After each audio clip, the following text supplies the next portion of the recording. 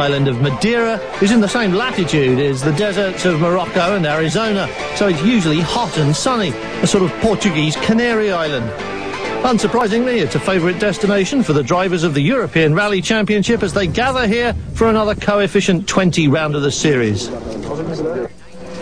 Armin Schwarz started flat out in the Escort, but bad luck was waiting for him on this first stage of the day. He hit a rock on the right rear and gave the suspension a big knock. Though Schwarz continued to push hard, he lost a minute in the stage and collected a 2-minute road penalty. Starting the stage, 2 minutes behind him, Aghini never saw the damaged Ford on SS1, and he was going well. Fourth fastest on SS2, third on SS3 in what amounts to a works Toyota Corolla.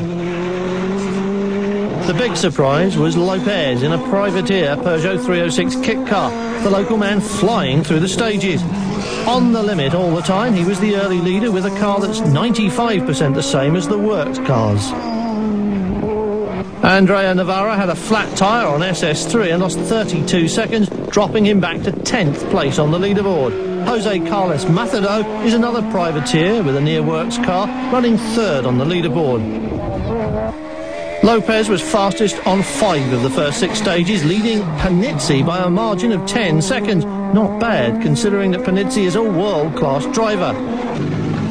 Now Panizzi had to go flat out if he didn't want to be looking at the wrong end of a 20-second margin at the end of the first day. But Andrea Aghini leads the championship, and victory here would strengthen his grip on the title. Lopez also wanted victory though, and he wasn't going to give it up easily. Everything was going perfectly, and he continued to drive on the limit everywhere. Macedo was 49 seconds behind the leader, though he had almost no problems during the whole of the first day. And Miguel Campos was 6th and hoping to end the rally in the top 5.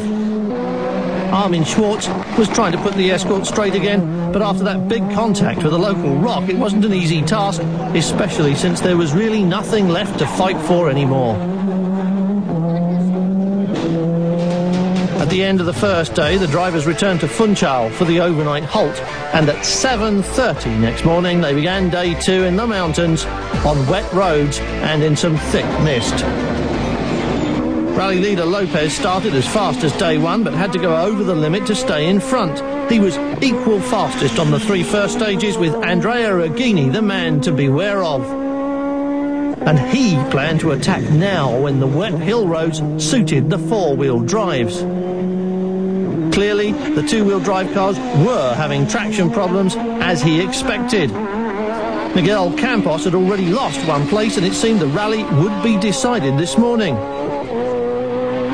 Navarra knew the small cars were in trouble with traction, and he went for it 100% as well. But then leader Lopez failed to appear at the finish of the super-fast SS22 with its flat-out section over the crest of a hill. With his lead cut by 20 seconds in 2 stages, he was flat out at 200 kilometers an hour when he lost a wheel and rolled 7 times. The catastrophe was immense, and Peugeot withdrew when they heard the news that 2 spectators had been killed and 4 injured. Gilles Panizzi also withdrew, though the rally continued.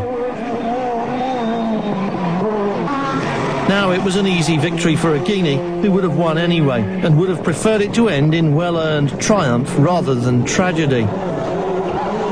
Behind him, Macedo was 2nd and Azeredo 3rd, but it mattered little by comparison. This is a rally that's enjoyed by the whole population as well as the drivers, and usually means a 3-day party that holds the whole island in its grip. Andrea Aghini defeats the local heroes to take victory, but the accident to the Lopez Peugeot makes it a hollow one indeed, and out of respect to the victor.